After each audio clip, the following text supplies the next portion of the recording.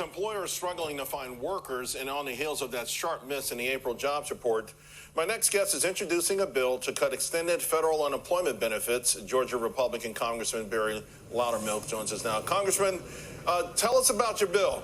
Well, Charles, it's as simple. It's insanity that the government is paying people to be idle instead of taking the millions of jobs that are available right now. I spent the last 2 weeks really integrating in the community, even working side by side with some folks in the construction industry, and they are desperate to get people not only to work for them, but to work for the suppliers. I mean, look at lumber prices, 200% higher than they were this time last year, and a lot of that is attributed just to the supply chain issue of getting products to people.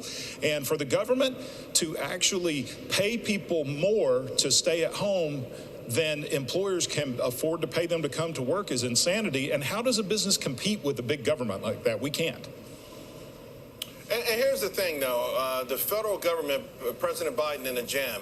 On one hand, he's trying to take credit for the most jobs created in the first 60 days of an administration, even though very few of his policies, certainly his tax policies, haven't kicked in. But on the other, he needs this urgency. He needs to sell the notion of fear because he's got another $4 trillion in federal spending on the drawing board. So, I mean, they're walking this line, this thin line, and in doing so, they keep disrespecting businesses, particularly small businesses, that are saying, you are destroying us. They are not. They are completely ignoring them. I mean, what do you say to your Democratic colleagues about this? Well, I'm actually hearing this from some Democrats back home who are small business owners that they got to stop this insanity. Look, they want to do this multiple $trillion-dollar job stimulus package. We don't need job stimulus other than just the federal government to get out of the way and get people back to work. And it's not just the business owners. I talked to one guy in the construction industry who is very frustrated because he gets up before dawn and so he can be at the job site by sunup, works until sundown, and then goes to another project their company has to work in the evening. And when he does get to come home, he sees his neighbor 2 doors down sitting on the front porch drinking coffee because he knows that he doesn't have to go back to work yet because the federal government will continue to pay him to stay at home. It's frustrating to the worker as well. Wait till they get together over the weekend and play video games so you see how sharp his neighbor's skills have gotten.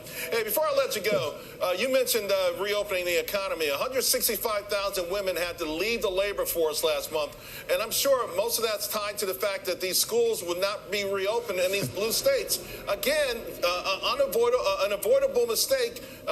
Can we get this? Do you think we're finally going to get past that hurdle? Well, I sure hope so. If we can let the local school administrators to do what I think what they feel is the right thing is get kids back in the classroom. I mean, this is so important. Look, we can do it safely. We've proven it. Look at Georgia. We opened up back in May a year ago and started rolling things back out. We opened the schools again fully this year. Everything is okay. It's time to get over the fear. It's time to get back to work and to let Americans do the hard work that has made this country what it is now. But to get the Democrats to give up a big government program, you have to pry it from their cold, dead fingers as they talk about our Bibles and our guns, right? Well, yeah, well, congratulations on your bill. Let's see how far it gets. Certainly it's needed. Thank you very much, sir.